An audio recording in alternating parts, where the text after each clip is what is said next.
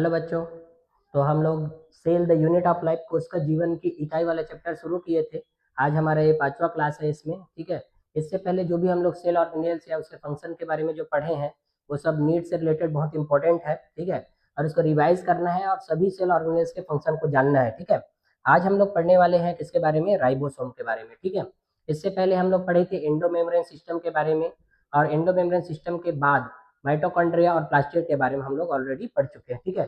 आज हम लोग पढ़ने वाले किसके बारे में, राइबोसोम के बारे में। तो राइबोसोम से क्वेश्चन जनरली पूछते ही रहते हैं हर साल, है ना। तो देखते हैं, इंपॉर्टेंट है राइबोसोम।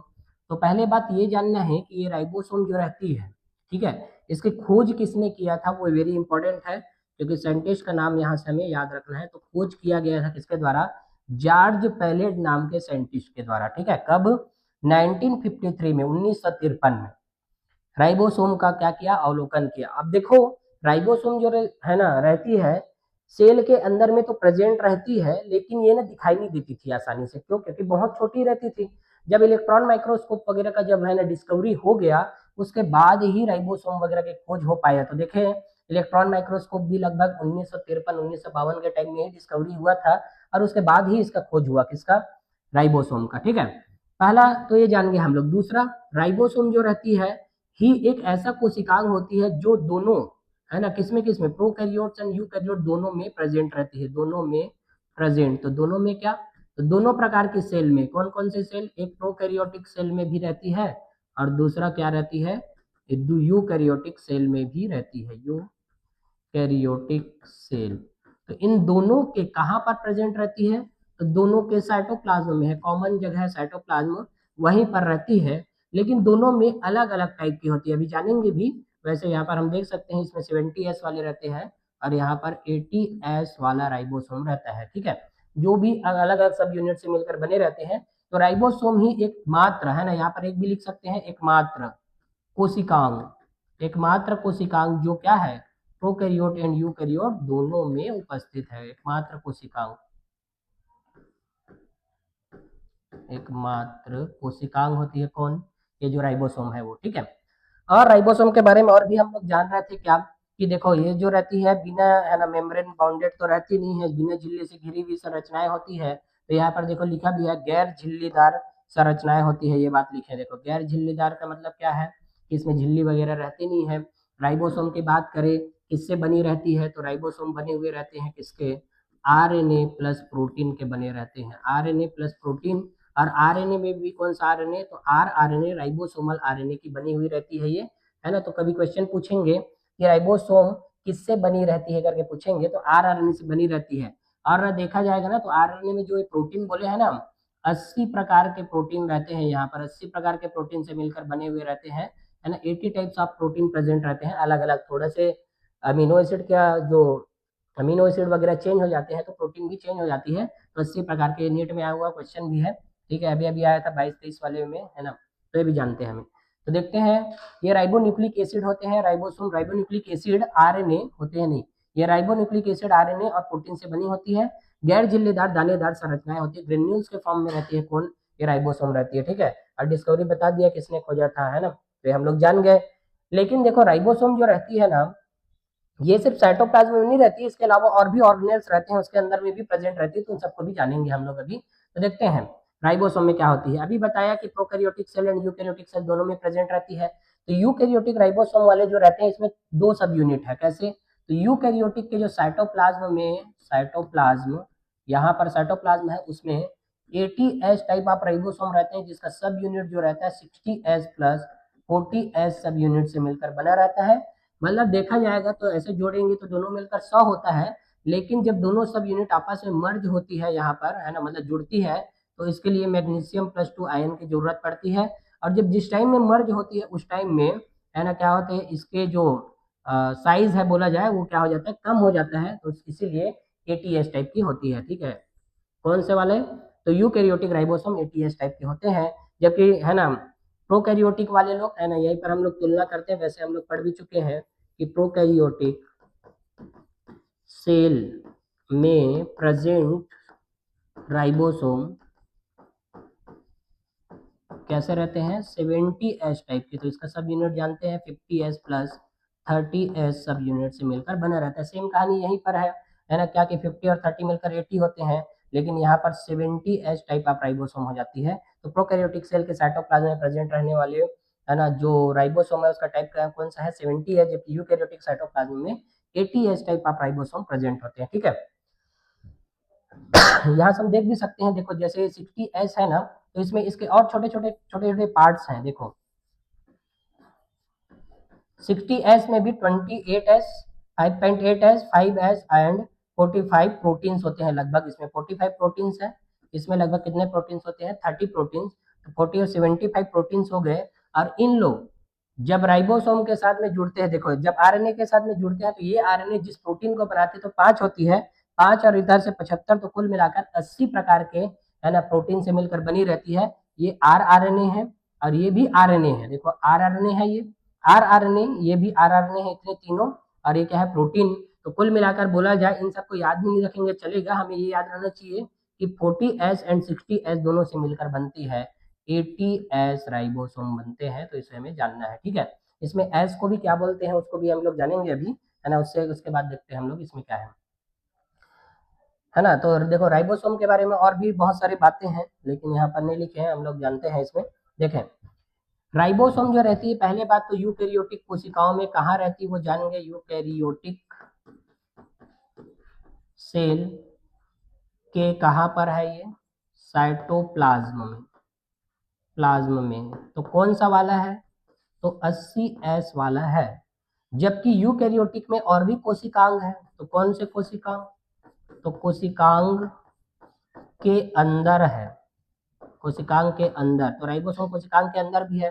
तो कौन कौन से कोशिकांग, तो एक है माइटोकॉन्ड्रिया, इसके अंदर है। और दूसरा कहाँ पर है, और तो प्लास्टिड के अंदर है। प्लास्टिड में भी किसके पास में, क्लोरोप्लास्ट के पास में रहती है।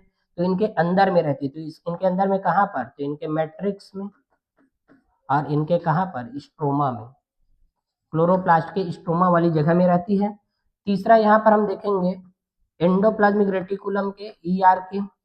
तो सरफेस में रहती है, यहाँ पर सतह पर, अंदर नहीं रहती ना, यहाँ पर सतह पर रहती है। तो सतह पर रहती है तो उससे क्या बना देती है, ये RER बनाती है। तो इसमें जो रहने वाले जो राइबोसोम होते हैं ना, वो 70S टाइप वाले रहते हैं। ठीक है, यहाँ पर में भी, ये दोनों में भी जो हम पढ़े उसमें भी कौन सा वाला रहता है, 70S टाइप का। मतलब बोला जाए कि राइबोसोम खुद ही कोशिकांग है और वो कोशिकांगों के अंदर में भी है। कोशिकांग है और कोशिकांगों के अंदर में है, इसीलिए इसको हम लोग बोलते हैं कोशिकांग के अंदर कोशिकांग। तो राइबोसोम के लिए एक लाइन जानते हैं कि हम लोग इसको क्या बोलते हैं, कोशिकांग, कोशिकांग के अंदर कोशिकांग है। कोशिकांग के अंदर कोशिकांग होती है कौन, ये जो राइबोसोम है वो, है ना, बहुत इंपॉर्टेंट है, इससे हर साल क्वेश्चन पूछते ही रहते हैं। तो हमें जानना है कोशिकांग के अंदर कोशिकांग होती है कौन, राइबोसोम। चूंकि राइबोसोम जो रहती है प्रोटीन बनाती है, इसीलिए इसको हम लोग प्रोटीन फैक्ट्री बोलते हैं। प्रोटीन फैक्ट्री होती है कौन, राइबोसोम। और राइबोसोम को जो बनाती है ना, उसका नाम क्या है, राइबोसोम को बनाने वाली, बनती कहाँ से है राइबोसोम, तो इसको बनाती है न्यूक्लियोलस। न्यूक्लियोलस का मतलब होता है यहाँ पर क्या, केंद्रिका। और केंद्रिका के निर्माण से ही क्या बनते हैं, राइबोसोम। केंद्रिका खुद बिना झिल्ली से घिरी हुई रहती है, बिना झिल्ली से घिरी, बिना झिल्ली से घिरी संरचनाएं होती, मतलब झिल्ली रहित होती है ना, बिना झिल्ली से घिरी होती है केंद्रिका। और खुद ही बिना झिल्ली से घिरी होती है, राइबोसोम को भी बिना झिल्ली से घिरे हुए बनाती है। तो कुल मिलाकर बोला जाए कि साइटोप्लाज्म में prokaryotic cell and eukaryotic cell दोनों के साइटोप्लाज्म में है, लेकिन डिफरेंस क्या है, यहाँ पर 70S वाली रहती है, जबकि यहाँ पर कौन से वाली है, 80S। यहाँ पर 70S वाले हैं, इधर 80S वाले रहते हैं। उसके अलावा प्रोकैरियोटिक सेल में तो प्रेजेंट होती है साइटोप्लाज्म में, तो जान गए हम लोग। यूकैरियोटिक सेल के साइटोप्लाज्म में 80S होती है, जबकि बाकी माइटोकॉन्ड्रिया और क्लोरोप्लास्ट और एंडोप्लाज्मिक रेटिकुलम के, है ना, अलग अलग जगहों में होती है। तो इन दोनों के अंदर रहती है, इनके सतह पर होती है। और कौन सा वाला होती है, 70S टाइप वाला होती है, ना कि 80S वाला। तो इसको भी हमें जानना है। ठीक है, अब और देखिए इसमें, ये सब इंपॉर्टेंट है, प्रोटीन फैक्ट्री वगैरह किसको बोलते हैं, क्या है, ये सब चीज को भी जानना जरूरी है राइबोसोम के बारे में। ठीक है, इसके आगे और देखें हम लोग। ठीक है, अब ये सब जाने हम लोग, है ना, ये सब चीज क्या होता है सब समझ गए हम लोग। इसके अलावा और देखने वाले हैं हम लोग क्या चीज के बारे में, तो इसमें से जो एस होती है ना, एस, एस का मतलब क्या है, जैसे 80S और है ना 70S, इसमें से एस क्या है करके पूछेंगे तो एस होता है सेडिमेंटेशन कोफिशिएंट होती है, मतलब इसको अवसादन गुणांक या बोल सकते हैं सेडवर्ग इकाई होती है, सेडवर्ग कोफिशिएंट या गुणांक या इकाई भी बोलते हैं, गुणांक होती है। तो इसका काम क्या होता है, तो ये क्या होते हैं एनजीईआरटी यहाँ पर बहुत इंपॉर्टेंट लाइन लिखा है कि क्या करती है यह अपरोक्ष रूप से, सबसे लास्ट लाइन लिखा है एनसीईआरटी ने, यह अपरोक्ष रूप से आकार एवं घनत्व को मेजर करती है, आकार एवं घनत्व घनत्व को मापती है, को मापती है। तो ये बात भी हमें जानना है कि एस का मतलब क्या होता है, सेडिमेंटेशन कोफिशिएंट होते हैं, मतलब या सेडवर्ग इकाई बोलते हैं, सेडवर्ग यूनिट होती है, गुणांक भी बोलते हैं। यह अपरोक्ष रूप से क्या करता है, आकार एवं घनत्व को मापता है। तो एक वर्ड चेंज करके देंगे यहाँ पर, अपरोक्ष मतलब है ना, ये इनडायरेक्टली रूप से मेजर करता है, अपरोक्ष है ना, इसी को अ को हटा देंगे, परोक्ष रूप से बोल देंगे तो है ना वही गलत हो जाएगा। इसीलिए हमें हर एक वर्ड को ध्यान से लेके चलना रहता है, ठीक है। ये सब चीज भी हम लोग जाने प्रोकैरियोट एंड यूकैरियोट्स में जो राइबोसोम होती है ऐसी होती है, प्रोटीन फैक्ट्री बोलते हैं हम लोग राइबोसोम को, कोशिकांग के अंदर कोशिकांग भी बोलते हैं राइबोसोम को। राइबोसोम जो रहती है किसी में भेदभाव नहीं करती, प्रोकैरियोट में भी रहती है, यूकैरियोट में भी रहती है, इसको कोई लेना देना नहीं है दूसरे से। क्यों, दोनों में प्रेजेंट रहने का रीजन भी है। कैसे भाई, जब तक राइबोसोम नहीं रहेंगे प्रोटीन कोई कौन बनाएगा, तो प्रोटीन की जरूरत पड़ती है क्योंकि सभी एंजाइम जो रहते हैं, जितने भी एंजाइम सब प्रोटीन ही होते हैं, सिर्फ एक को छोड़कर, राइबोजाइम को छोड़कर, ठीक है। इसीलिए हमें याद रखना है इन सब चीजों को।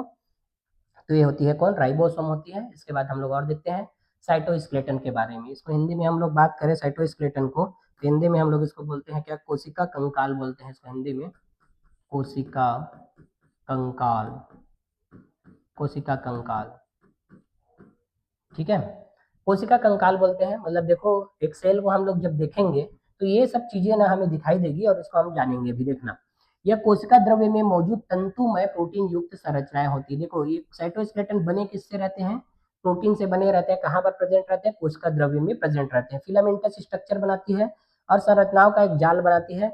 यह यांत्रिक सहारा देती है ना, बहुत इंपॉर्टेंट है। साइटोस्केलेटन के काम से ना क्वेश्चन आया हुआ है नीट में, तो है ना इंपॉर्टेंट है। क्या है देखें कि साइटोस्केलेटन का जो पहला काम है ना, यांत्रिक सहारा देना। यांत्रिक का मतलब मैकेनिकल सपोर्ट देती है। दूसरा क्या है, गतिशीलता मतलब मूवमेंट, मोटिलिटी में भी हेल्प करती है। और तीसरा क्या है, कोशिका के आकार को बनाए रख, है ना, कोशिका के आकार को बनाए रखती है ना। तो देखिए इसको कैसे, तो बोलोगे कि सेल वाल जो रहती है वो तो कोशिका के आकार को बनाए रखती है, साइटोस्केलेटन कहाँ से आ गया, तो भाई सेल वाल सभी सेल के पास में थोड़ी ना है, वो तो एनिमल सेल में एब्सेंट ही रहती है सेल वाल। तो सेल वाल नहीं भी है उसके बावजूद यहाँ पर मैकेनिकल सपोर्ट देने का काम जो है करती है कौन, साइटोस्केलेटन करती है। और बहुत इंपॉर्टेंट है, इसके कार्य से ही ना क्वेश्चन पूछता है कि तीन कार्य, देखो जहां पर भी तीन टाइप का बात बताता है एनसीईआरटी, वहां चौथा ऑप्शन बनाते ही है। तो यहाँ पर देखो मैकेनिकल सपोर्ट देती है, गतिशीलता और कोशिका के आकार को, तीन चीजों में हेल्प करती है कौन, साइटोस्केलेटन जो रहती है, ठीक है। अब साइटोस्केलेटन के प्रकार के बारे में जानेंगे ना, तो तीन प्रकार के साइटोस्केलेटन होते हैं, है ना। प्रकार में कितने प्रकार के, तीन प्रकार के होते हैं ये। तो कौन कौन से तीन प्रकार होते हैं तो जाने, तो इसमें होता है सबसे पहला माइक्रोफिलामेंट्स होती है, माइक्रोफिलामेंट। दूसरा होती है इंटरमीडिएट फिलामेंट, इंटरमीडिएट फिलामेंट होती है। और तीसरा होता है माइक्रोट्यूब्यूल्स, माइक्रोट्यूब्यूल्स। तो ये तीनों क्या रहते हैं, साइटोस्केलेटन के टाइप रहते हैं, हम देख भी सकते हैं यहाँ से।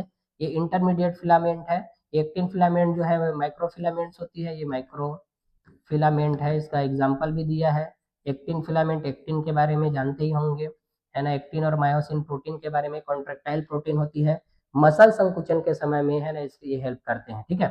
तो मैं एक्टिन फिलामेंट, माइक्रोफिलामेंट होते हैं। और उसके बाद में दूसरा क्या है, माइक्रोट्यूब्यूल्स है। और तीसरा क्या है, इंटरमीडिएट फिलामेंट।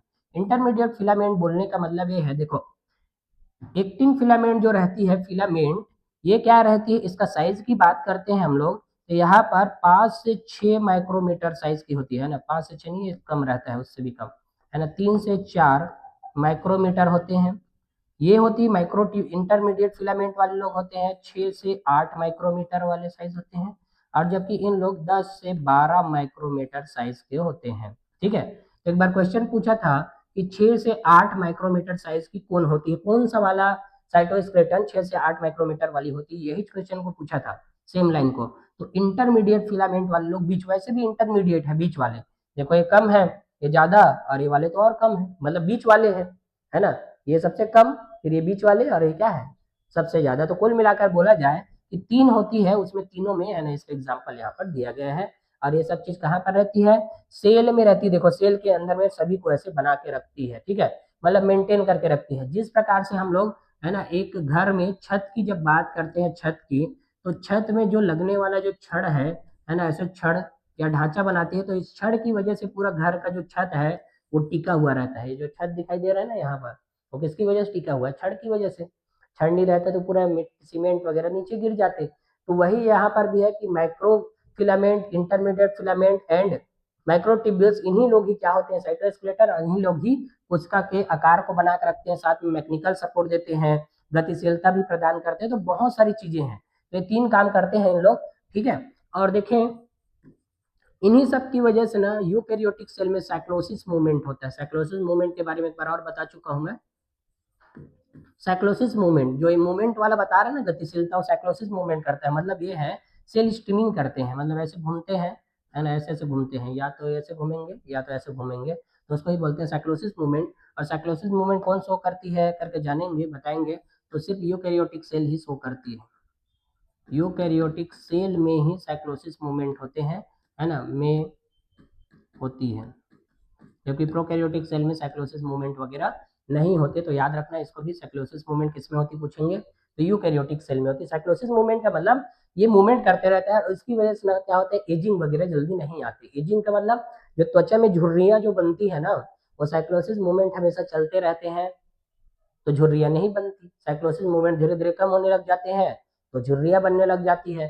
तो जिन लोग ड्रग्स वगैरह लेते हैं ना, उनकी जो त्वचा हमेशा चमकदार बनी हुई रहती है ना। एक आध बार देखना कोई फिल्म वाले को देखना, आमिर खान को देखना, सलमान खान को देखना एक आध बारी, है ना, 52 साल 55 साल के हैं, 58 साल के हैं लगभग, मतलब हमारे पिताजी के उम्र से भी ज्यादा के हैं, फिर भी उनके चेहरे में झुर्रियां नहीं दिखाई देती। समझ आ रहा है, तो उनको रीजन है अलग अलग, है ना, अब लेते कि नहीं लेते वो पता नहीं है, लेकिन वो ड्रग जो है ना साइक्लोसिस मूवमेंट को मेंटेन करके रखती है ना। तो ये बात हमें जानना है, ठीक है। इसके अलावा और देखें हम लोग, साइटोस्केलेटन के बारे में हम लोग जान गए। साइटोस्केलेटन में 3 होती है, और यह क्या क्या काम करती है, बहुत इंपॉर्टेंट है, ये बात बता दिया।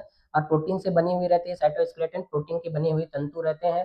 वैसे भी जानते हैं, एक्टिन को तो जानते ही होंगे, माइक्रोफिलामेंट के एग्जाम्पल, एक्टिन खुद प्रोटीन होती है ना। चलो अब अगला देखने वाले हम लोग सिलिया एंड फ्लैजेला के बारे में, ठीक है। तो देखें, पहले बात तो सिलिया और फ्लैजेला के लिए एक लाइन याद रखना है कि क्या होती है, तो ये कोशिका झिल्ली के ही क्या होते हैं, है ना, हेयर के जैसे उभार रहते हैं, हेयर लाइक होते हैं, बाल जैसे, हेयर लाइक स्ट्रक्चर, या बोल सकते हैं आउटर ग्रोथ होती है हेयर लाइक। उसमें कौन कौन से, तो सबसे पहला सीलिया, ठीक है। सीलिया छोटी संरचना है जो चप्पू की तरह काम करती है, ये कोशिका या आसपास के तरल पदार्थ की गति का कारण बनती है, ठीक है। हमारी बॉडी में हम लोग सिलियरी मूवमेंट के बारे में भी जान चुके हैं। तो सीलिया जो रहती है, सीलिया, ये क्या रहते हैं, चप्पू के जैसे का मतलब छोटा छोटा रहेंगे बहुत, है ना, छोटे रहते हैं, स्मॉल रहते हैं सीलिया, और बहुत सारी संख्या ज्यादा रहती है, इसकी संख्या ज्यादा, है ना। और तीसरा है कोऑर्डिनेट मूवमेंट, मतलब समन्वित गति करते हैं, समन्वित गति, कोऑर्डिनेट मूवमेंट शो करते हैं, समन्वित गति करेंगे, और बहुत ज्यादा संख्या में रहते हैं। सिलिया जो रहती है छोटी रहती है ना। और ये क्या करती है, कोशिका या आसपास के तरल पदार्थ की गति का कारण बनते हैं। मतलब देखो, हम जानते भी हैं सिलिया का जो प्रेजेंट कहाँ कहाँ पर रहती है, तो हम लोग थोड़ा सा और भी लिखे, फेलोपियन ट्यूब में प्रेजेंट होती है, में प्रेजेंट। तो उसकी वजह से ओवम जो रहती है, टिम्बरी से होता हुआ इम्पुला की ओर आती है। दूसरा, हमारे ट्रैकिया में प्रेजेंट होते हैं, तो ट्रैकिया में म्यूकस को भी बाहर करती है। तो इस टाइम में सीलिया का जो काम रहता है ना, कोऑर्डिनेट करते हैं। कोऑर्डिनेट मतलब एक तरफ चलेगा ना कोई, तो सब लोग भी उसी तरफ ही चलेंगे। जैसे पैरामीशियम में भी रहती है असंख्य मात्रा में, क्या रहते हैं, सीलिया। तो जिधर मूवमेंट होती है ना एक सीलिया का, सभी सीलिया का मूवमेंट एक ही तरफ होता है, तो ये सीलिया होती है। जबकि फ्लैजला क्या होती है, तो फ्लैजला के बारे में जाने, तो फ्लैजला यूकैरियोटिक जो फ्लैजला होती है ना, प्रोकैरियोटिक फ्लैजला से डिफरेंस होती है। कैसे डिफरेंस, तो जाने हम लोग कि देखो ये क्या रहते हैं, छोटे नहीं रहते, इन लोग क्या रहते हैं, साइज में बड़े रहते हैं, ठीक है, बड़े रहते हैं साइज में। और इसकी संख्या भी जो रहती है ना, एज कम्पेयर टू सिलिया, संख्या उतना ज्यादा नहीं रहती, कम रहती है। और इन लोग समन्वित गति नहीं करते, मतलब स्वतंत्र गति करते हैं। स्वतंत्र गति मतलब एक फ्लैजला दूसरे फ्लैजला से स्वतंत्र रूप से गति करता है। तो उसको हमें जानना है, ठीक है। तो सीलिया और फ्लैजिला में थोड़ा सा डिफरेंस है। सीलिया और फ्लैजिला में जो है ना डिफरेंस है, क्वेश्चन पूछेंगे तो यहाँ से हम बता भी सकते हैं, ठीक है। सीलिया और फ्लैजिला देखो बाहर सब बाहर निकलती हुई दिखाई दे रही है। पहले बात ये जानना भाई कि ये किससे बनी रहती है, पूछेंगे तो कोशिका झिल्ली से ही बनी हुई रहती है, उसका ही विस्तार होता है, ठीक है। फ्लैजिला में ये लंबे होते हैं, कोशिका की गति के लिए जिम्मेदार होते हैं। प्रोकैरियोटिक और यूकैरियोटिक के फ्लैजिला संरचनात्मक रूप से भिन्न होते हैं। देखो प्रोकैरियोटिक एंड यूकैरियोटिक फ्लैजिला भिन्न होते हैं, बताया ना। यहाँ पर के जो फ्लैजिला में वहां पर भी हम पढ़े थे प्रोकैरियोट में बेसल बॉडी और किससे किससे मिलकर बनी रहती थी, वो basal body hook and filament से मिलकर बनी रहती थी। जबकि यहाँ का जो है ना सिर्फ बेसल बॉडी से मिलकर ही बना हुआ है। तो हम लोग यहाँ से देख भी सकते हैं सेल मेम्ब्रेन का एक्सटेंशन है, यही बेसल बॉडी है, सीलिया और फ्लैजिला है ये, ठीक है। और जानते हैं इसके बारे में। अब बताओ सीलिया फ्लैजिला किसी में भी प्रेजेंट रहता होगा, जैसे ह्यूमंस में भी बात करें हम लोग, ह्यूमन में तो बता दिया मैंने कि इसमें इसमें है। तो कुछ और भी ऑर्गेनिज्म है जिसके अंदर में सीलिया फ्लैजिला प्रेजेंट रहती है, जैसे पैरामीशियम यूग्लिना वगैरह हो गया। और बैक्टीरिया में तो रहती है, क्योंकि बैक्टीरिया के बारे में हम पढ़ नहीं रहे हैं, बैक्टीरिया को हम लोग पढ़ चुके हैं प्रोकैरियोटिक सेल में। उसमें बताया भी था मैं कि जिसमें फ्लैजिला प्रेजेंट होगी वो मोटाइल होगी और जिसमें नहीं रहती वो नॉन मोटाइल हो जाती है। मतलब फ्लैजिला ही ना गतिशीलता के लिए जिम्मेदार है बैक्टीरिया की, ऐसा बताया था। और 3 चीजों से मिलकर बनती है ये भी बताया। जबकि यहाँ की जो फ्लैजिला किससे बनी, सिर्फ बेसल बॉडी से बनी है और संरचनात्मक रूप से भिन्न है। तो ना इस लाइन से क्वेश्चन देने का सोचते हैं कि प्रोकैरियोटिक एंड यूकैरियोटिक फ्लैजिला में कौन सी मतलब क्या चीज में भिन्न होती है करके, तो संरचनात्मक रूप से भिन्न होती है। क्यों? क्योंकि ये बेसल बॉडी से सिर्फ बनी है, जबकि वो वाले 3 लोगों से बने थे, basal body hook and filaments, ठीक है। इसके आगे और देखें, सीलियम और फ्लैजिलम प्लाज्मा झिल्ली से ढके होते हैं और ढके भी रहते हैं ना, ये प्लाज्मा झिल्ली से कवरिंग रहता है, एनसीईआरटी का डायग्राम है। इनके कोर या एक्सोनिमा में कई सूक्ष्म नलिकाएं होती है जो लंबी अक्ष के समानांतर चलती है। मतलब बोला जाए कि हम जैसे ये मान लो है ना, ये से एक्सटेंशन था ये, और इसके जो कोर ये वाले जो रहते हैं ना, इसको ना बहुत इंपॉर्टेंट है किनारे। मतलब मान लो ये सेल मेम्ब्रेन है, ये वाली सेल मेम्ब्रेन, और यही सेल मेम्ब्रेन आउटर ग्रोथ करके सीलिया को बनाई है। तो सीलिया में जो ये जो इसका किनारा रहता है ना, कोर या किनारा, तो इसको एनसीईआरटी डार्क करके लिखा है, इसको हम लोग एक्सोनीमा बोलते हैं, एक्सोनीमा, एक्सोनीमा है ये। एक्सोनीमा का मतलब होता है किनारा। तो किसका किनारा? ये जो ऐसे ढकी हुई रहती है उसी का किनारा। तो हम लोग जब इसको तोड़ के देखेंगे, तोड़ मरोड़ के अंदर को, है ना, तो यहाँ पर बहुत सारे ऐसे लाइनअप है ना संरचनाएं दिखाई देगी, जिसको हम लोग देखो ये 2D में है, इसको हम ऐसे ला के देखेंगे तो ये वाला स्ट्रक्चर दिखाई देता है। मतलब ऐसे गोल टाइप के दिखाई देंगे, इसको काट के देखेंगे तो, ठीक है। तो देख सकते हैं यहाँ से समानांतर चलती है, ये देखिए इसमें सूक्ष्म नलिकाएं होती है जो लंबी अक्ष पे, लंबी अक्ष मतलब इधर से ऐसे समानांतर चली हुई रहेगी, है ना, चलती है। एक्सोनीमा में त्रिज्या के अनुरूप व्यवस्थित परिधि सूक्ष्म नलिकाएं के 9 जोड़े होते हैं और एक केंद्रीय सूक्ष्म नलिका होती है, इसे 9+2 अरेंजमेंट कहा जाता है। मतलब देखा जाए कि देखो जब हम इसको ऐसे जूम करके ला के देखेंगे तो इस टाइप की संरचना दिखाई देती है, एनसीईआरटी का डायग्राम है। तो हम जब जानते हैं कि इसके जो परिधि होती है ना, इस परिधि की तरफ पेरीफेरल माइक्रोट्यूब्यूल बोलते हैं, परिधि में जो रहने वाले माइक्रोट्यूब्यूल्स हैं। और माइक्रोट्यूब्यूल्स क्या होते हैं? साइटोस्केलेटन का ही हिस्सा होते हैं माइक्रोट्यूब्यूल्स। तो माइक्रोट्यूब्यूल जो होते हैं ना 9 रहता है यहाँ पर, ठीक है। यहाँ से हम लोग गिन भी सकते हैं 1 2 3 4 5 6 7 8 9, 9 है यहाँ पर क्या, पेरीफेरल माइक्रोट्यूब्यूल जो होती है 9 होती है। लेकिन इसके अलावा जो सेंटर में जो रहने वाले हैं यहाँ पर, उसको हम बोलते हैं सेंट्रल माइक्रोट्यूब्यूल। तो सेंट्रल माइक्रोट्यूब्यूल्स की संख्या कितनी होती है? तो यहाँ पर होती है 2। सेंट्रल माइक्रोट्यूब्यूल्स की संख्या कितनी होती है? 2। इसीलिए इसके अरेंजमेंट में 9+2 अरेंजमेंट रहता है। मतलब हम बोले कि माइक्रोट्यूब्यूल्स का अरेंजमेंट जो है कैसी है, तो 9+2 को ऐसे याद रखेंगे कि परिधि की ओर में मतलब ये पेरीफेरल है, जबकि ये क्या है? सेंट्रल होती है। सेंट्रल माइक्रोट्यूब्यूल्स की संख्या पूछेंगे तो 2 है, जबकि पेरीफेरल माइक्रोट्यूब्यूल्स की संख्या कितनी है? 9 होती है। तो फिर बोलोगे ये सब क्या आ गया? तो ये एक और, तो भाई इसकी संरचना में हम लोग ये उस तरफ है, मतलब दूसरे तरफ है। मतलब एक तरफ ये है, जैसे एक माइक्रोट्यूब्यूल्स यहाँ है परिधि में पूरे ऐसे चारों तरफ, फिर उसका दूसरा वाला भी तो रहेगा। तो दूसरा वाला उसका पेयरिंग वाला रहता है, अंदर दूसरे तरफ रहता है वो। तो इसीलिए, और दोनों दूसरे तरफ जो रहती है तभी तो मिलकर प्रॉपर स्ट्रक्चर बनेगा। अरे जैसे एक गोलाई है, तो गोलाई में यहाँ पर पूरे क्या है? 1 2 3 4 5 6 7 8 और 9 ये है। तो उसके रिंग के दूसरे तरफ भी, मतलब उधर पीछे की तरफ भी, उस साइड में भी क्या होंगे? 9 होंगे, क्योंकि इस तरफ से हम देखेंगे तो ये दोनों तो सेंटर वाले दिखाई देंगे और ये 9 भी दिखाई देगा, इसीलिए 9+2 अरेंजमेंट बोलते हैं। जबकि इन 9 का फिर से पेयर रहता है पीछे की तरफ में, लेकिन उसको 9 18 नहीं बोलेंगे, उसका पेयरिंग जो रहता है सपोर्ट देने के लिए रहता है, इधर से दिखाई नहीं देता, इसीलिए है ना इसका पेयरिंग है, इसीलिए हम लोग पेरिफेरल माइक्रोट्यूब्यूल्स की संख्या को 9 हम लोग क्या करते हैं, कंसिडर करते हैं। ठीक है, उसके अलावा और भी यहाँ पर जो है ये सेंट्रल शीथ होती है ये दोनों। बाकी इंटर डबलेट ब्रिज होते हैं। इंटर डबलेट ब्रिज क्या होती है, तो ये क्या इसको जानेंगे कि पेरीफेरल पेरीफेरल माइक्रोट्यूब्यूल्स को कनेक्ट करती है, माइक्रोट्यूब्यूल्स को क्या करती है, को जोड़ती है। पेरीफेरल माइक्रोट्यूब्यूल्स को जोड़ती है, कौन जोड़ती है, इंटर डबलेट ब्रिज जो रहती है, देखो जोड़ने का काम कर रही है। और ये तो जानते ही है प्लाज्मा मेम्ब्रेन है ये, है ना। बाकी देखो जितने भी पेरीफेरल माइक्रोट्यूब्यूल्स है ना, वो वहां से क्या निकलती है, एक संरचना निकलती है जिसको हम लोग रेडियल स्पोक बोलते हैं। ये रेडियल स्पोक जो रहती है ना, जाके ज्वाइंट रहती है कहाँ से, सेंट्रल शीथ से, ताकि सपोर्ट दे सके। ठीक है, रेडियल स्पोक निकलती कहाँ से है, पेरीफेरल माइक्रोट्यूब्यूल से, और सेंट्रल शीथ में जाके जुड़ी हुई रहती है, तो इसको हम लोग रेडियल स्पोक बोलते हैं। 9+2 अरेंजमेंट होती है, इस टाइप की संरचना दिखाई देती है। तो इसमें से ना जनरली क्वेश्चन पूछते हैं, या जो यहाँ पर मैं लिखा उससे क्वेश्चन पूछेंगे। दूसरा है ना, यहाँ पर 9+2 कैसे अरेंजमेंट रहती है उससे पूछेंगे। इसके कोर या किनारे से क्वेश्चन पूछेंगे, एक्सोनीमा बोलते हैं जिसको, है ना। या पूछ सकते हैं एक्सोनीमा शब्द किससे संबंधित है, पूछ सकते हैं। तो एक्सोनीमा शब्द किससे संबंधित है, फ्लैजिला या सीलिया, दोनों में से किसी का भी है ना आंसर रहेगा, या दोनों का भी बोल सकते हैं।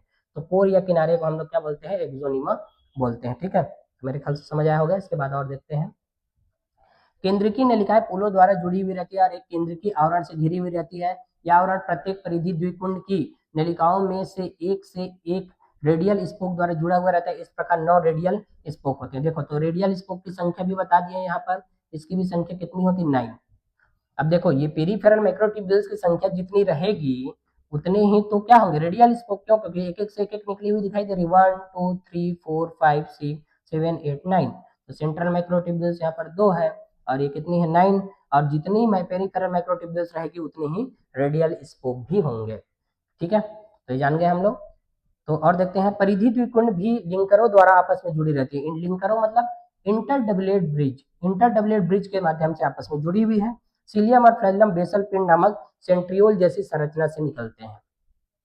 अब ये क्या है, तो इसको देखते हैं हम लोग। सीलिया बनी किससे रहता है, सीलिया and flagella, सीलिया and flagella. सीलिया and flagella जो यूकैरियोटिक सीलिया है ना, बहुत इंपॉर्टेंट लाइन है ना, इसको अलग से लिखना चाहिए हमें, है ना। क्यों, क्योंकि ये लाइन से क्वेश्चन पूछते हैं। सीलिया एंड फ्लैजिला का निर्माण जो है ना, बनता किससे है ये, तो ये बना हुआ रहता है, अभी देखिए किससे बना रहता है, बेसल बॉडी से। किससे बना हुआ है, बेसल बॉडी। अभी देखें ना यहाँ पर, है ना, क्या देखें कि ये देखो बेसल बॉडी से बनी हुई है। तो बेसल, सेम लाइन एनसीईआरटी सबसे लास्ट लाइन में यही बात लिखा है कि है ना, बेसल बॉडी से बनी हुई रहती है सीलिया एंड फ्लैजिला। वही बात लिखा, सीलिया और फ्लैजिला बेसल बॉडी नामक सेंट्रियोल जैसी संरचना से निकलते हैं, ये लाइन लिखा है। तो बेसल बॉडी खुद किससे बनी रहती है, तो ये बनी रहती है सेंट्रियोल से। तो सेंट्रियोल से ये करेक्ट सीक्वेंस पूछेगा किसका, ओरिजिन का, सीलिया एंड फ्लैजिला का। तो सेंट्रियोल से बनती है क्या, बेसल बॉडी, और बेसल बॉडी से बनते हैं क्या, सीलिया एंड फ्लैजिला। तो इसको हमें याद रखना है, सेंट्रियोल नामक संरचना जो है ना पहले बेसल बॉडी बनाती है, और सेंट्रियोल ही जब बेसल बॉडी बना देती है तभी जाके सीलिया और फ्लैजिला बनते हैं। मतलब बोला जाए कि जो आउटर ग्रोथ होती है ना सेल मेम्ब्रेन के, उसको बनाई कौन रहती है, तो उसको बनाई रहती है कौन, तो उसको बनाई रहती है सेंट्रियोल। ठीक है, तो इसको भी हमें याद रखना है। तो बोलेंगे फिर सेंट्रियोल, यहाँ पर फिर एक क्वेश्चन पूछ सकते हैं क्या, कि भाई सेंट्रियोल तो प्लांट सेल में होते नहीं है, एनिमल सेल बस में होते हैं। तो फिर तो हम तो जानते हैं सीलिया फ्लैजिला भी तो एनिमल सेल में ही बस बनती है, प्लांट सेल में बनती नहीं है। प्लांट सेल में तो सेंट्रियोल ही नहीं रहता, तो सेंट्रियोल नहीं रहता तो बेसल बॉडी नहीं बनाता, बेसल बॉडी नहीं बनाएगा, सीलिया फ्लैजिला कहाँ से रहेंगे।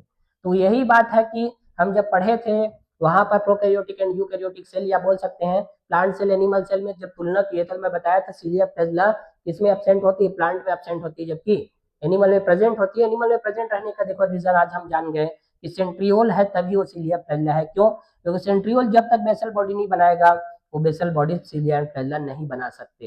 ये बात बहुत इंपॉर्टेंट बात है, तो इसको बात को हमें जान जाना है। ठीक है, इसके बाद में और देखते हैं। देखो अब अगला है सेंट्रोसोम या सेंट्रियोल भी बोलते हैं, है ना। इसको हम लोग तारक काय या तारक केंद्र बोलते हैं, इसको तारक काय बोलते हैं, काय। जबकि इसको हम लोग बोलते हैं तारक केंद्र, तारक केंद्र, ठीक है। अब देखते हैं सेंट्रोसोम या सेंट्रियोल वगैरह, तो इसमें किसमें प्रेजेंट रहती है भाई, जान गए हम लोग, present in only animal cell, animal cell में ही प्रेजेंट होती है, मतलब जंतु कोशिकाओं में ही क्या होती है, ये उपस्थित होती है सेंट्रोसोम या सेंट्रियोल। और ये भी जानते हैं कि ये ना बिना झिल्ली से, कितनी होती है इसकी संख्या जानेंगे, तो इसकी संख्या लगभग 2 है, लेकिन कहाँ से, झिल्ली रहित होते हैं, झिल्ली रहित, मतलब बिना झिल्ली से घिरे हुए कोशिकाएं होते हैं, जो सिर्फ और सिर्फ इसमें प्रेजेंट होते हैं एनिमल कोशिकाओं में। इसकी संरचना की बात करें तो इसकी संरचना में बात करेंगे तो बेलनाकार संरचनाएं होती है, जिन्हें क्या बोला जाता है, सेंट्रियोल बोला जाता है। बेलनाकार दिखाई देते हैं, हम देख भी सकते हैं डायग्राम से, इस प्रकार की इसकी संरचना होती है, बेलनाकार संरचनाएं होती है। सेंट्रोसोम एक अंग है जिसमें 2 झिल्ली रहित बेलनाकार संरचनाएं होती है, जिन्हें सेंट्रियोल कहा जाता है। ये पेरीसेंट्रियोलर पदार्थों से घिरे होते हैं। सेंट्रियोल एक दूसरे के लंबवत स्थित होते हैं। पेरीसेंट्रियोलर पदार्थ मतलब ट्रांसपेरेंट टाइप का जो मटेरियल है ना, उससे घिरे हुए रहते, पेरीसेंट्रियोलर पदार्थ बोलते हैं उसी को, उसी से घिरे हुए रहते। देखो जैसे यहाँ पर देख सकते हैं सेंट्रियोल और माइक्रोट्यूब्यूल्स से, माइक्रोट्यूब्यूल्स की जो कणिकाएं हैं उनके चारों तरफ ये किस क्या घिरी हुई है, से पेरीसेंट्रियोलर पदार्थ है ना, सेमी लिक्विड पदार्थ होती है, उसी से घिरी हुई रहती है।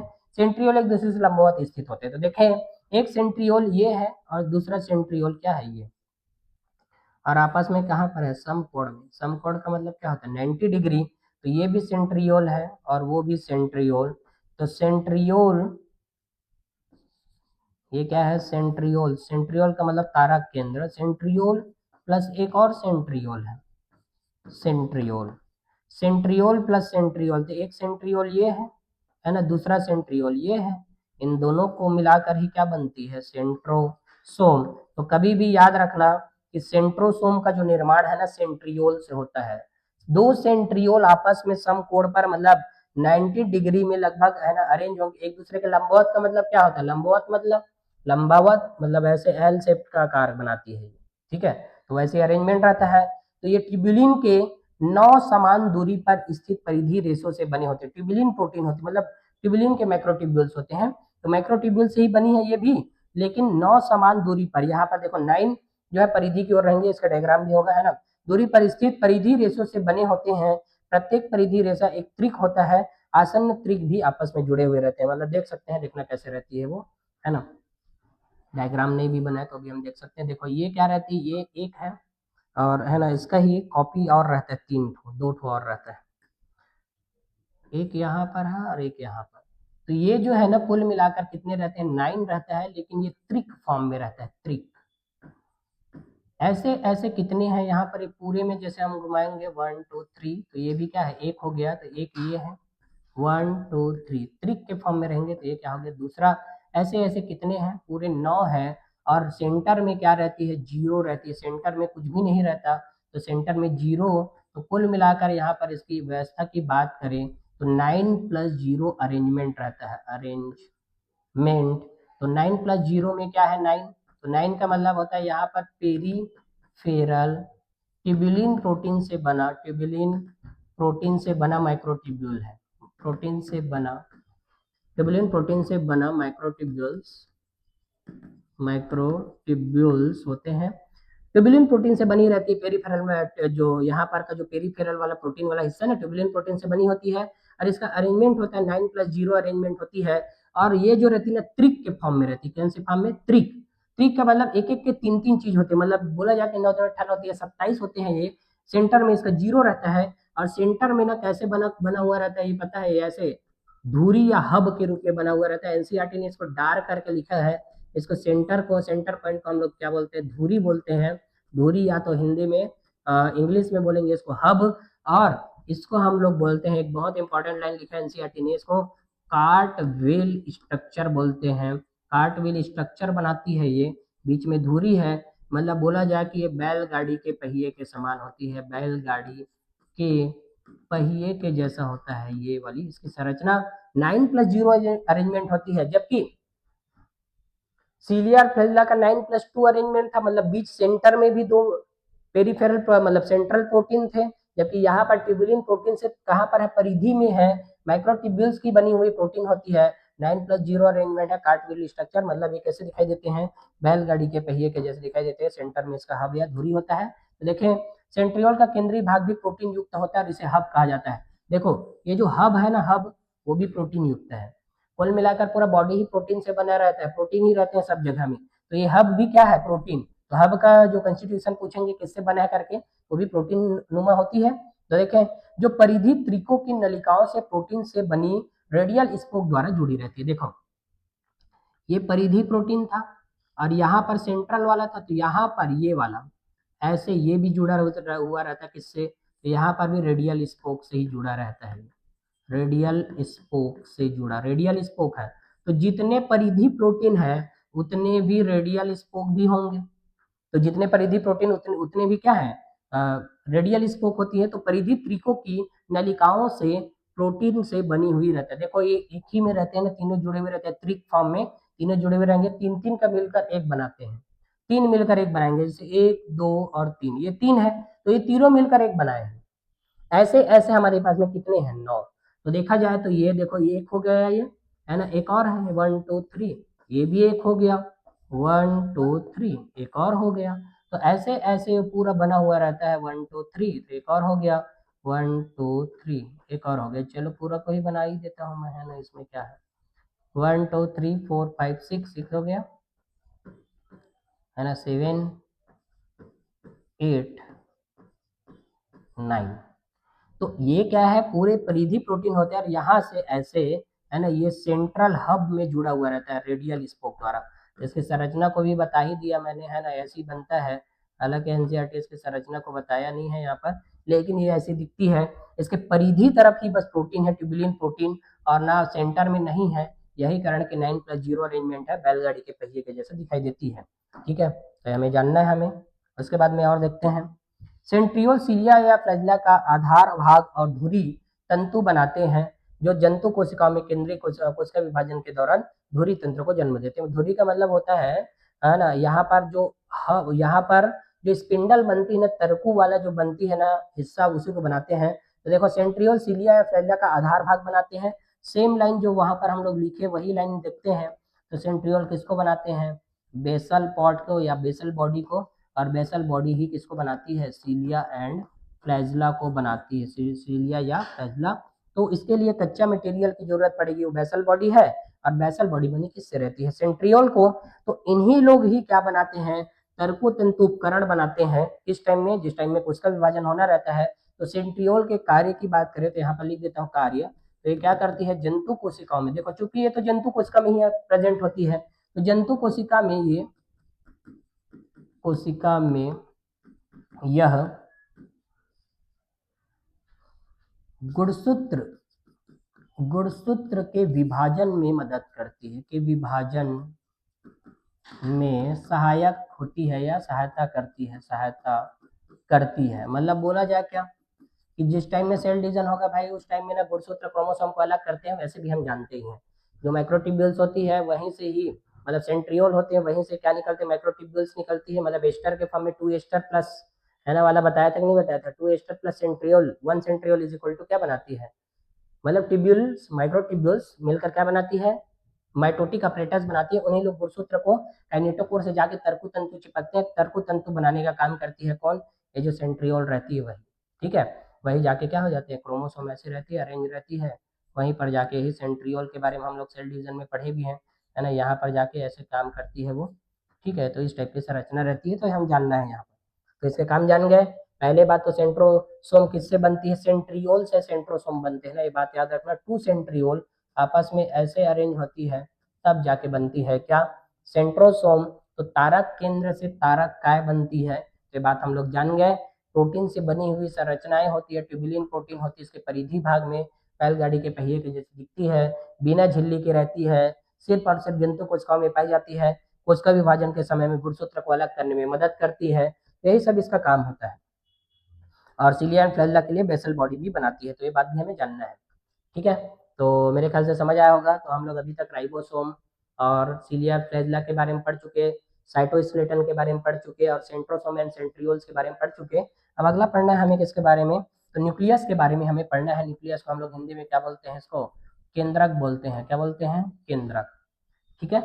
न्यूक्लियस जो रहती है ना, लगभग सभी सेल में प्रेजेंट होती है, ऑल सेल में प्रेजेंट, मतलब सभी कोशिकाओं में क्या होती है? प्रेजेंट। लेकिन कुछ कुछ कोशिका होते हैं जहां पर एब्सेंट होती है ये, तो देखते हैं एब्सेंट वाली जगह को, है ना। तो एब्सेंट वाली जगह इंपॉर्टेंट है। तो एब्सेंट होती है कहाँ पर? आरबीसी ऑफ मैमल्स,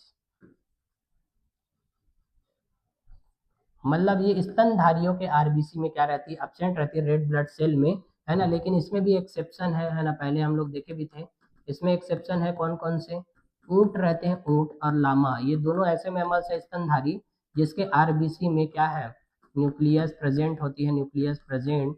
जबकि बाकी और भी मैमल जो स्तनधारी है उसके आरबीसी में क्या होती है? ये एब्सेंट होती है ना। उसके अलावा प्लांट में बात करें तो प्लांट के फ्लोयम में, फ्लोयम के 4 भाग होते हैं। फ्लोयम के सी ट्यूब में, सी ट्यूब मतलब चालनीय नलिका तत्व में, सी ट्यूब में भी क्या रहते हैं? एब्सेंट होते हैं।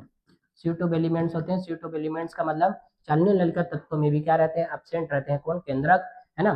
केंद्रक को हम लोग बहुत सारा हमारे जेनेटिक मटेरियल सब चीज को रखा रहता है, इसलिए इसको डायरेक्टर ऑफ द सेल भी बोलते हैं हम लोग, डायरेक्टर ऑफ द सेल। या इसको हम लोग बोल सकते हैं controller of the cell, controller of the cell, control करके रखता है सेल को। तो कौन होती है? न्यूक्लियस। न्यूक्लियस की डिस्कवरी की बात करें तो हम लोग न्यूक्लियस की डिस्कवरी को किया गया था किसके द्वारा? रॉबर्ट ब्राउन नाम के साइंटिस्ट के द्वारा किया गया न्यूक्लियस की डिस्कवरी। और लगभग सभी सेल में प्रेजेंट होते हैं ये क्या? न्यूक्लियस या केंद्रक। ठीक है। तो देखें, केंद्रक का सर्वप्रथम वर्णन रॉबर्ट ब्राउन नाम के साइंटिस्ट ने किया था। किसने किया था? रॉबर्ट ब्राउन ने। कब किया था? 1831 में किया था रॉबर्ट ब्राउन ने। 1831 में सर्वप्रथम किसकी खोज किया? केंद्रक की खोज किया। और देखते हैं, जब केंद्रक को क्षारीय रंगों से रंगने रंगने पर केंद्रक के पदार्थों को फ्लेमिंग ने क्रोमेटिन नाम दिया। देखो, इसका डाई की बात करेंगे या कलर की बात करेंगे, न्यूक्लियस कैसे दिखाई देती है? कलर करते हैं तो क्षारीय रंजक लेते हैं, क्षारीय रंजक से इसको रंजित करेंगे तभी दिखाई देती है। तो इसको फ्लेमिंग नाम के साइंटिस्ट ने देखा और क्रोमेटिन नाम दिया था। जैसे न्यूक्लिन नाम दिया था, है ना, किसने? एफ मिशर नाम के साइंटिस्ट ने। जब हम मॉलिक्यूलर बेसिस ऑफ इनहेरिटेंस पढ़ते तो वहां पर बताया था मैं कि न्यूक्लिन नाम किसने दिया करके, तो न्यूक्लिन नाम दिया था एफ मिशर नाम के साइंटिस्ट। वैसे ही फ्लेमिंग ने क्रोमेटिन नाम दिया था इसको, है ना। क्या बोला था? क्रोमेटिन है करके बोल दिया था। ठीक है। सामान्यतः एक कोशिका में केवल एक केंद्रक होते हैं ना, एक कोशिका में सिर्फ एक ही केंद्रक रहेंगे। कुछ कोशिकाओं में एक से अधिक केंद्रक होते हैं। कुछ परिपक्व कोशिकाओं में केंद्रक नहीं होता। उदाहरण के लिए स्तनधारियों के लाल रक्त कोशिका आरबीसी और संवहनी पौधों की चलनी नलिका तत्वों में, है ना। इसको मैं बता ही दिया यहाँ पर। ठीक है। यहाँ पर एक चीज जानेंगे कि क्या होती है सेल में जनरली, मतलब सामान्यतः बोला जाए, सामान्यतः क्या होती है? एक ही सेल होती है, एक ही न्यूक्लियस होती है। एक सेल में एक ही, सामान्यतः एक ही क्या होती है? न्यूक्लियस होती है। ठीक है, ये बात जान गए हम लोग। लेकिन कुछ कुछ ऐसे सेल हैं, ऐसे सेल जिसमें एक से ज्यादा केंद्रक है, जिसमें क्या है? एक से ज्यादा केंद्रक, जिसको हम लोग संकोशिका या सिंसिटियम कंडीशन बोलते हैं, सिंसिटियम कंडीशन। तो इसमें एक से ज्यादा, जैसे एक सेल है तो इसमें एक से ज्यादा ऐसे न्यूक्लियस मल्टी न्यूक्लिएटेड हो जाते हैं ये, है ना। तो मल्टी न्यूक्लिएटेड होने का क्या कारण है बताना है ना, कमेंट करके कि मल्टी न्यूक्लिएटेड क्यों होती है। ठीक है। इसमें एक एग्जाम्पल भी जान सकते हैं। नारियल का जो तरल भ्रूणपोष होता है ना, वो फ्री न्यूक्लियर डिवीजन की वजह से होती है। तो यहाँ पर लिख सकते हैं नारियल का जो तरल भ्रूणपोष है, नारियल का तरल भ्रूणपोष, उसमें क्या रहती है? मल्टी न्यूक्लिएटेड कंडीशन रहती है भ्रूणपोष में, है ना। तो इसको भी हमें जानते हैं और बाकी बताना है कि मल्टी न्यूक्लिएटेड क्यों हो जाती है। ठीक है। जो न्यूक्लियस है, इसके आगे देखते हैं न्यूक्लियस में क्या क्या बातें हैं। और जिस टाइम में न्यूक्लियस डिवीजन नहीं करते रहता, मतलब बोला जाए कि इंटरफेज न्यूक्लियस को बात करते हैं हम लोग, तो नाभिक में निम्नलिखित सामग्री दिखने को मिलती है। मतलब सेल डिवीजन से पहले, सेल डिवीजन में होता है कितने सेकंड, मतलब जैसे ह्यूमन में बात करते हैं तो ह्यूमन में हम सेल डिवीजन पढ़े हैं। सेल डिवाइड होती है कितने है ना, कितने मिनट में? तो ये होती है 24 आवर्स में, जिसमें से वो 23 आवर वो किसमें, कौन सी स्टेज में रहती है? इंटरफेज में, मतलब अंतरालावस्था बोलते हैं जिसको। इंटरफेज में जब रहती है ना, तो उस टाइम हम देखेंगे केंद्रक पोत कैसे दिखाई देती है। तो उसमें न्यूक्लियर मेम्ब्रेन दिखाई देगी, नाभिकीय आवरण मतलब केंद्रकीय आवरण रहेंगे। दूसरा, न्यूक्लियर मैट्रिक्स दिखाई देगी, मतलब उसमें क्रोमेटिन वाला पार्ट दिखाई देगा, है। तो तीसरा ये देखो क्रोमेटिन है। और चौथा क्या दिखाई देंगे? न्यूक्लियोलस दिखाई देती है, न्यूक्लियोलस भी दिखाई देंगे। ठीक है। मतलब जिस टाइम में हम लोग डिवीजन नहीं करते रहता उस टाइम में देखेंगे, तो यहाँ से देखो न्यूक्लियस दिखाई दे रही है स्पष्ट रूप से, क्रोमेटिन दिखाई दे रही है, न्यूक्लियर एनवलप दिखाई दे रहे हैं, है ना, न्यूक्लियर एनवलप दिखाई दे रहा है, और ये क्या है, न्यूक्लियोलस सब दिखाई दे रहे हैं। इसके केंद्र की झिल्ली से एंडोप्लाज्मिक रेटिकुलम भी जुड़ा हुआ दिखाई दे रहा है। तो रफ एंडोप्लाज्मिक रेटिकुलम इसके सरफेस में होते हैं, क्योंकि देखो यहाँ पर राइबोसोम प्रेजेंट है, इसीलिए रफ एंडोप्लाज्मिक रेटिकुलम। और यहाँ से ना बीच बीच में पोर रहते हैं, छिद्र, ठीक है, पोर भी दिखाई दे रहा है। तो इस टाइप का दिखाई देता है ना, जब जिस टाइम में डिवीजन नहीं होते रहता है उस टाइम में देखें अब क्या चीज होता है। तो दोहरी परत वाली झिल्ली होती है, पहले भी जानते हैं हम लोग की न्यूक्लिया जो रहती है दोहरी झिल्ली से घिरी हुई कोशिकांग है, पहले ही बता दिया था। माइटोकॉन्ड्रिया क्लोरोप्लास्ट दोहरी झिल्ली से घिरे हुए रहते हैं, न्यूक्लियस भी दोहरी झिल्ली से घिरी हुई रहती है। और देखो दोनों झिल्ली जो घिरे हुए रहते हैं ना, इनके बीच में स्पेस होता है, कितने का स्पेस रहता है इसको भाई अलग से याद कर लेना, 10 से लेकर 50 एन एम का मतलब क्या है, नैनोमीटर। और एक नैनोमीटर इज इक्वल टू कितनी होती है ना, तो 10⁻⁻6 मीटर, 10⁻⁻9 मीटर होती है, 10⁻⁻9 मीटर एक नैनोमीटर इज इक्वल टू, ठीक है। तो 10 से 15 नैनोमीटर इतनी छोटी होती है, बहुत ज्यादा छोटी है ये, 10 से 50 नैनोमीटर होती है ना। ऐसे कौन सी जगह, ये खाली स्थान जो है ना दो मेम्ब्रेन के बीच की, जिसे परिधि स्थान या इसको ना पेरी न्यूक्लियर स्पेस बोलते हैं, इसी को हम लोग क्या बोलते हैं इंग्लिश में बात करें, ये देखो लिखा भी है यहाँ पर, हम लोग पेरी न्यूक्लियर अवकाश बोलते हैं इसी को, ठीक है। इसी को हम क्या बोलेंगे, पेरी न्यूक्लियर स्पेस बोलेंगे, क्या बोलेंगे, पेरी न्यूक्लियर स्पेस। तो इसके बीच में कितना स्पेस रहता है पूछ सकते हैं, 10 से 50। यह नाभिक और कोशिका द्रव्य में मौजूद पदार्थों के बीच अवरोधक का काम करते हैं, सीधी सी बात है ना, न्यूक्लियस और इसके बीच में ना अवरोधक का काम करेंगे। बाहरी झिल्ली आमतौर पर है ना एंडोप्लाज्मिक रेटिकुलम ईआर से है ना जुड़ी हुई रहती है, इससे ईआर से जुड़ी होती है, और इस पर राइबोसोम भी मौजूद होते हैं, इसीलिए आर ई आर जुड़ी होती है, मान के चलो, ठीक है। आर ई आर वाला केंद्र की झिल्ली से जुड़ी रहती है, वैसे भी बताया था मैं कि इंट्रापेंडोप्लाज्मिक रेटिकुलम ही क्या होती है, मेम्ब्रेन से क्या रहती है, घिरी रहती है, ठीक है, मतलब मेम्ब्रेन से जुड़ी हुई रहती है। केंद्र की आवरण में इसकी दोनों झिल्लियों के संलयन से बने छोटे छोटे छिद्र होते हैं, ये छिद्र आरएनए और प्रोटीन के नाभिक मतलब केंद्रक और कोशिका द्रव्य के बीच में आवागमन के मार्ग होते हैं। देखो इसके बीच में ना यहाँ पर ये न्यूक्लियर पोर्स होते हैं, ये न्यूक्लियर पोर कहाँ पर है, झिल्ली में। अब ये न्यूक्लियर पोर के माध्यम से जो भी चीज यहाँ पर बनेगा, जैसे कि कौन, आरएनए बनेगा, और यहाँ पर बनेगा क्या, प्रोटीन। अब यही दोनों जो रहेंगे न्यूक्लियर पोर के माध्यम से आरएनए और प्रोटीन क्या करेंगे, है ना, साइटोप्लाज्म साइटोप्लाज्म और न्यूक्लियोप्लाज्म इन दोनों में क्या होते रहते हैं, इन दोनों के बीच में आदान प्रदान होते रहते हैं। मतलब बोला जाए कि यहाँ पर बाई डायरेक्शनली चलते हैं ना, ये बात बहुत इंपॉर्टेंट है, याद रखना, बाई डायरेक्शनली का मतलब द्विदिशी प्रवाह, द्विदिशी जाते हैं, द्विदिशी का मतलब भाई मान लो सेल को जरूरत है साइटोप्लाज्म को, तो ये न्यूक्लियोप्लाज्म से साइटोप्लाज्म में चला जाएगा। साइटोप्लाज्म में जरूरत नहीं है, मान लो इधर जरूरत है तो इधर भी आ सकता है। तो दोनों तरफ देखो, यहाँ पर मैं दोनों तरफ बनाया हूँ, है ना, इधर और इधर दोनों तरफ जा सकते, द्विदिशी, इंपॉर्टेंट है, द्विदिशी जाते हैं। और कहाँ से होकर जाते हैं, न्यूक्लियर पोर्ट से होकर जाते हैं, ये बात है ना, ये इंपॉर्टेंट है, याद रखना, ठीक है। तो ये बहुत सारी बात जान गए हम लोग, इसके बाद और जानते हैं हम लोग। अगला क्रोमेटिन है। क्रोमेटिन में न्यूक्लियो प्रोटीन तंतुओं का एक जाल होती है, कौन, प्रोटीन जो रहती है न्यूक्लियो प्रोटीन की बनी होती है, इसमें डीएनए और बुनियादी प्रोटीन मतलब हिस्टोन, गैर हिस्टोन प्रोटीन और आरएनए वगैरह होते हैं। तो क्रोमेटिन क्या क्या चीजों से बनी रहती है, तो जानते हैं क्रोमेटिन में रहती क्या है, तो डीएनए रहते हैं, आरएनए रहती है, उसके अलावा हिस्टोन प्रोटीन रहते हैं, इसमें हिस्टोन प्रोटीन, और हिस्टोन प्रोटीन के अलावा नॉन हिस्टोन प्रोटीन भी रहते हैं, नॉन हिस्टोन प्रोटीन। अब ये दोनों में क्या अंतर है, histone protein non histone protein, इसको कभी कभी एनएचसी भी लिखते हैं, एनएचपी, नॉन हिस्टोन प्रोटीन।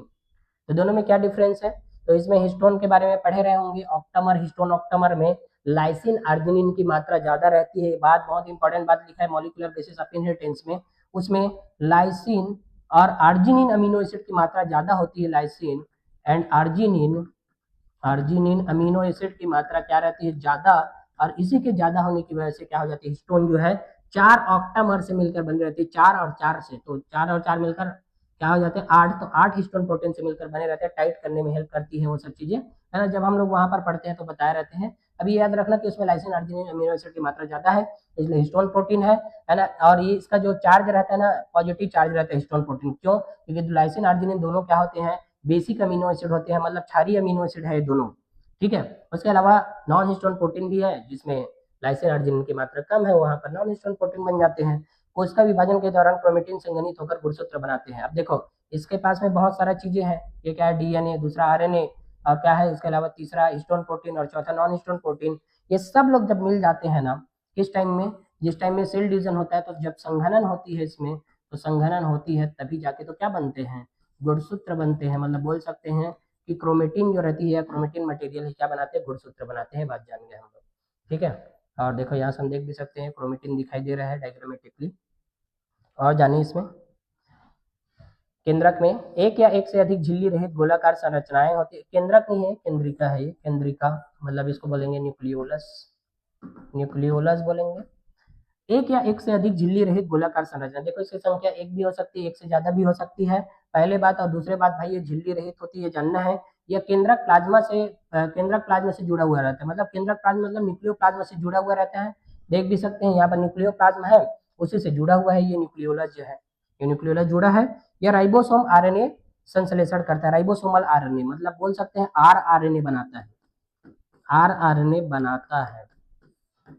तो हम लोग जब मॉलिक्यूलर बेसिस ऑफ इनहेरिटेंस पढ़े थे, तो वहां पर भी मैं बताया था कि आरआरएनए का निर्माण जो है न्यूक्लियोलस करती है, जबकि एमआरएनए और टीआरएनए इन दोनों का निर्माण जो करती है ना, वो न्यूक्लियस के डीएनए करती है, न्यूक्लियस के डीएनए द्वारा होती है। और अलग अलग प्रकार के डीएनए द्वारा अलग अलग प्रकार के है ना, क्या जरूरत पड़ती है वहां पर, तो देखो आरएनए बनाना है, डीएनए से आरएनए बनाना है, तो कौन से एंजाइम की जरूरत पड़ती है, राइबोन्यूक्लियोज एंजाइम की जरूरत पड़ती है। उसमें भी आरएनए फर्स्ट, आरएनए सेकेंड और थर्ड, ये सब चीज के बारे में हम पढ़े रहते हैं।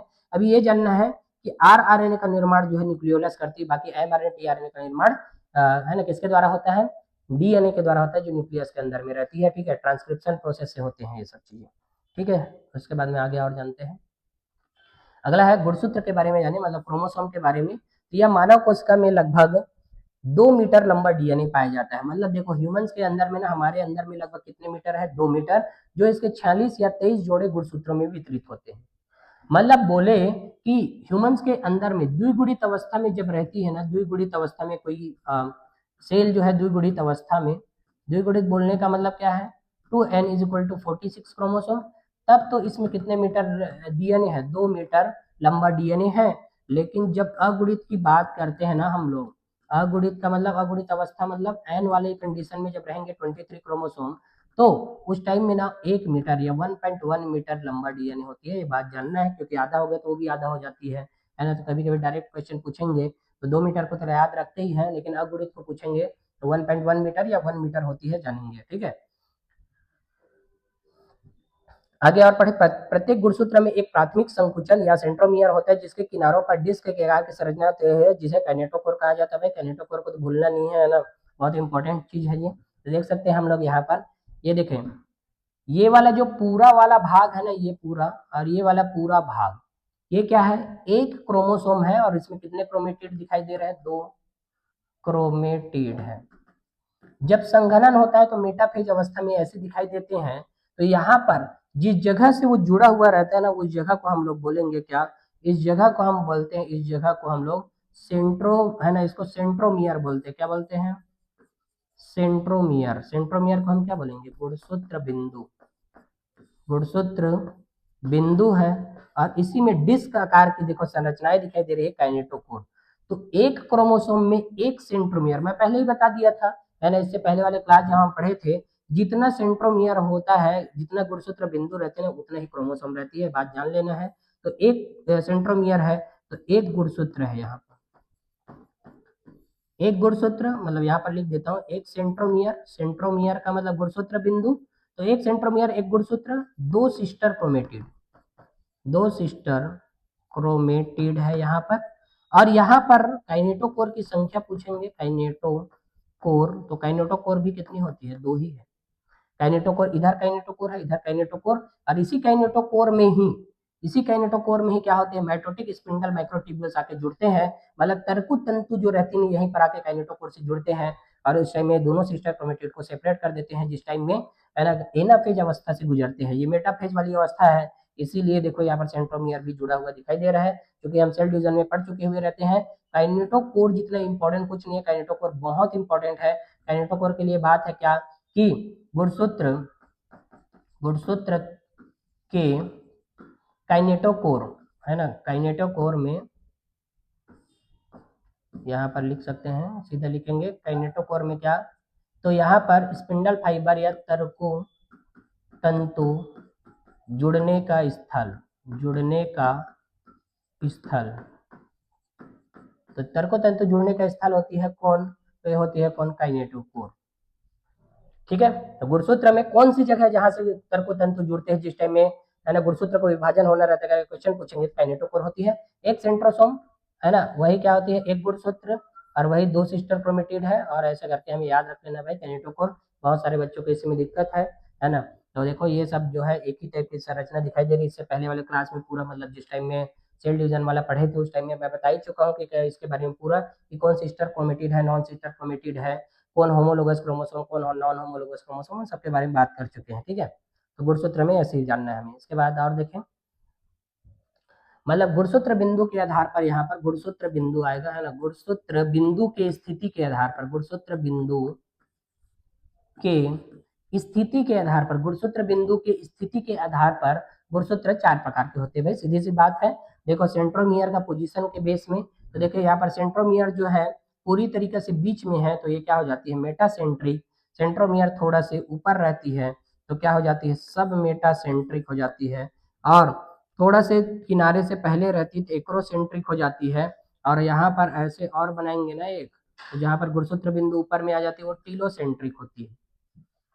तो गुणसूत्र बिंदु के आधार पर यहाँ पर लिखा भी मेटासेंट्रिक में मध्य केंद्रक भ्रंग गुणसूत्र की दोनों बराबर भुजाएं बनाती है। मतलब बोला जाए कि मेटासेंट्रिक जो रहती है उसमें ना क्या रहती है, कि यहाँ पर ऐसे रहते हैं ना, ये गुणसूत्र के दोनों एक सेंट्रोमियर से जुड़े हैं सभी भुजा, इसके चारों भुजा, और ये जो है ना दोनों तरफ सब तरफ समान समान है। देखो जैसे इधर इधर, जैसे इधर 5 सेंटीमॉर्गन, इधर भी 5 सेंटीमॉर्गन, तो ये बीचों बीच में है, तो बीचों बीच वाले को हम लोग मेटासेंट्रिक बोलते हैं, है ना। थोड़ा से हट के है ना, ऐसे है, थोड़ा ऊपर है तो सब मेटासेंट्रिक हो गया, है ना। और थोड़ा से थोड़ा ही है इधर, इधर बहुत ज्यादा है, इधर थोड़ा सा ही है, इधर बहुत ज्यादा है, तो ये क्या हो गया, एक्रोसेंट्रिक। और ये वाले तो बता ही दिया है ना, ऊपर में होंगे तो टीलोसेंट्रिक हो जाती है।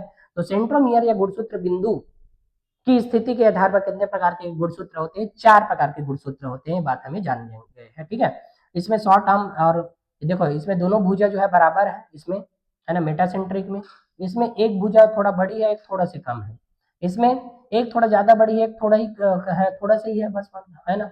और इसमें क्या होता है, एक भुजा तो गायब भी हो गए ऊपर तरफ वाले लोग, तो ये टीलोसेंट्रिक बनाती है। तो ऐसे बनते हैं चार प्रकार के गुणसूत्र। सेम लाइन यहाँ पर लिखा है जो बात मैंने बोला।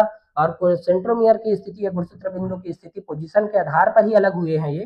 तो कुछ गुणसूत्रों में एक निश्चित स्थान पर गैर रंगने वाले द्वितीयक संकुचन होते हैं, इन्हें उपग्रह संकुचन। देखो क्या होती है, कुछ क्रोमोसोम ऐसे भी होते हैं जिसमें गुणसूत्र तो बनती है, लेकिन यहाँ पर देखो इस गुणसूत्र को ना, यहाँ पर एक गुणसूत्र बिंदु है, गुणसूत्र बिंदु, इस गुणसूत्र बिंदु का एक और नाम है क्या, इसको हम लोग प्राथमिक संकीर्णन बोलते हैं, प्राथमिक संकीर्णन या प्राइमरी कंस्ट्रक्शन बोलते हैं। प्राथमिक संकीर्णन है, संकीर्णन, प्राथमिक संकीर्णन। जबकि ये जो यहाँ पर दिखाई दे रहा है सेकेंडरी कंस्ट्रक्शन है, मतलब द्वितीयक संकीर्णन है, द्वितीयक संकीर्णन। तो द्वितीयक संकीर्णन के ऊपर में ना सैटेलाइट बनती है। तो कुछ क्रोमोसोम जो रहती है सैटेलाइट बनाती है, जैसे 15 नंबर, 16 नंबर, 21 नंबर, 22 नंबर वाले क्रोमोसोम बनाते हैं सैटेलाइट, है ना। वो सब चीज याद रखने की जरूरत नहीं है, हमें सिर्फ ये जानना है कि सेकेंडरी कंस्ट्रक्शन भी बनाती है कुछ लोग, और यहाँ से सैटेलाइट बनती है ना, ये भी बात जानना है। जो बात मैं यहाँ पर बोला हूँ कि सेंट्रोमियर के स्थिति के लिए उसके आधार पर ये जो होती है वही लिखा है एनसीईआरटी ने यहाँ पर, तो यहाँ पर जान लेना है। उसके अलावा जैसे हम लोग इसको तुलना करेंगे ना ABCDEFG से, तो याद कर सकते हैं हम लोग, है ना, कौन किसके जैसे दिखाई देता है। तो मेटासेंट्रिक वाले में देखना वी के जैसे दिखाई देता है, वी, वी मतलब क्या, दोनों भुजा इसके देखो ऐसे बराबर रहती है। ये वाले को देखो तो ये किसके जैसे दिखाई देगी, जे के जैसे दिखाई देती है, ऐसे जे, जे मतलब एक थोड़ा से बड़ा और एक थोड़ा से कम रहता है ये वाली। ठीक है, और इसको देखे तो ये एल के जैसे दिखाई देती है ना, इसको एल लेंगे, इसको जे लेंगे। ठीक है, ये वाली क्या रहती है, एल है, यहाँ पर ये वाली एल ऐसे, और ये वाली क्या रहेगी, जे ऐसे, इस टाइप की दिखाई देगी। ठीक है, और ये वाले आई के जैसे दिखाई देती है, ऐसा आई, IJKL, है ना। तो इससे भी क्वेश्चन पूछ सकते हैं, तो जो बता दिया मैंने, है ना, ये है।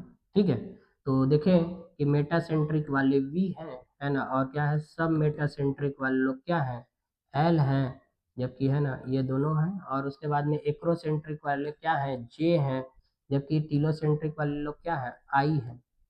तो है ना आई जे के एल से तुलना करेंगे, वैसे बता देना है कौन सी छोटी भुजा है कौन सी बड़ी भुजा है, ये भी बताने आना चाहिए हमें। इसमें दोनों भुजा बराबर, इसमें एक भुजा थोड़ा छोटी, एक बहुत बड़ी है, और इसमें क्या है कि एक भुजा है ना थोड़ा सा इसके कंपेरिजन में कम है। जैसे मान लो इधर से 4 सेंटीमॉर्गन है, उधर 1 ही सेंटीमॉर्गन है, इधर तो कुछ भी नहीं है टिलोसेंट्रिक में। तो गुणसूत्र बिंदु के आधार पर गुणसूत्र 4 प्रकार के होते हैं, और उसी से ही क्वेश्चन आता है कि गुणसूत्र बिंदु कहाँ पर है, बीच में है तो क्या बोलेंगे, थोड़ा ऊपर है तो क्या बोलेंगे, किनारे से थोड़ा पहले है तो क्या बोलेंगे, और किनारे में ही है तो क्या बोलेंगे। ऐसे ही क्वेश्चन सीधा सीधा आता है भाई, एकदम इजी, इससे ज्यादा इजी कुछ नहीं हो सकता, बहुत इजी है। ठीक है, इसके बाद में देखते हैं मैक्रो बॉडीज। मैक्रो बॉडीज को हम बोलते हैं सूक्ष्म, मैक्रो बॉडीज को बोलते हैं सूक्ष्म झिल्ली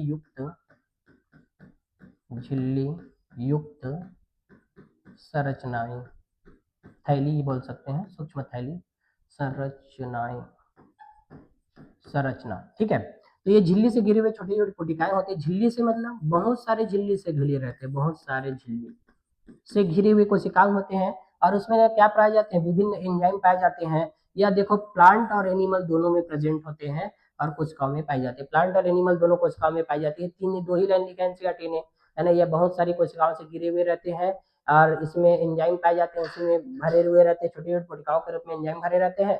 पौधे और जंतु दोनों कोशिकाओं में पाए जाते हैं। ठीक है, तो माइक्रोबॉडीज कौन कौन होते हैं, तो एग्जाम्पल देखें। तो पहला है पैरोक्सिसोम, पैरोक्सिसोम जो है ना माइक्रोबॉडीज है। दूसरा होता है स्फीरोसोम।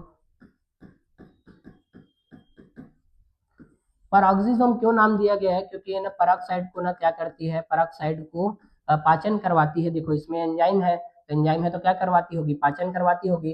तो पैरोक्सिसोम को क्या करती है, बीटा ऑक्सीडेशन करती है ड्यूरिंग सीड जर्मिनेशन। उस टाइम में है ना क्या करती है, पैरोक्सिसोम जो रहती है बीटा ऑक्सीड, मतलब इसको H2O2 को पेरोक्साइड को तोड़ने का काम करती है, इसीलिए इसका नाम क्या दिया गया है, पैरोक्सिसोम नाम दिया गया है। और आगे चल के हम पढ़ेंगे प्लांट रेस्पिरेशन, वहां पर भी आएगा पैरोक्सिसोम जो है ना, क्या आएगा कि क्लोरोप्लास्ट और माइटोकॉन्ड्रिया और पैरोक्सिसोम तीनों मिलकर ही प्रकाश श्वसन में सहायता करते हैं, ये आता है। ठीक है, स्पिरोसोम भी प्लांट में प्रेजेंट रहते हैं, तो बात हमें जानना है माइक्रोबॉडीज के बारे में। पैरोक्सिसोम, स्पिरोसोम है ना, और ग्लाइऑक्सिसोम भी होता है एक, है ना, ग्लाइऑक्सिसोम, ये सब चीज भी होते हैं। ठीक है, ये सब चीज भी हमें जानना है, इसका नाम बस एग्जाम्पल को याद रख लेना, और ये सब चीज होती है क्या, माइक्रोबॉडीज। ठीक है,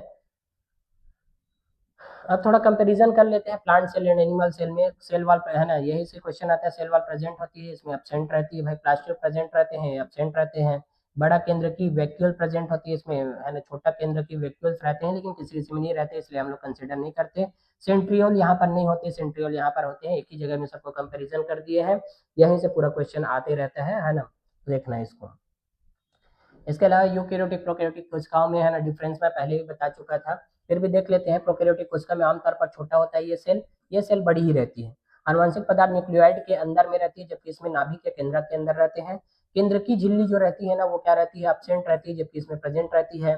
झिल्ली से घिरे हुए कोशिकांग एब्सेंट रहते हैं, यहाँ पर झिल्ली से घिरे हुए कोशिकांग पाए जाते हैं। वृत्ताकार डीएनए पाई जाती है, डबल स्टैंडर्ड रहते हैं ना, डबल स्टैंडर्ड सर्कुलर डीएनए होती है, सर्कुलर सर्कुलर, जबकि यहाँ का क्या रहता है, डबल स्टैंडर्ड तो रहता है, लेकिन लीनियर डीएनए पाई जाती है, रेखीय डीएनए। ये डिफरेंसेस है, याद रखना इंपॉर्टेंट है भाई ये वाली। ठीक है, राइबोसोम 70s प्रकार के होते हैं, जानते ही हैं 70s प्रकार के यहाँ पर भी है, लेकिन प्लास्टिड और माइटोकॉन्ड्रिया में 70s टाइप के होते हैं इसके किसके आते राइबोसोम जो है। ठीक है, तो हम लोग आज के क्लास में देखें इतना तक है ना, पूरा सेल बायोलॉजी यहाँ पर कंप्लीट हो जाता है हमारा, है ना। यहाँ का पीडीएफ यदि हमें चाहिए तो यहाँ से ले सकते हैं।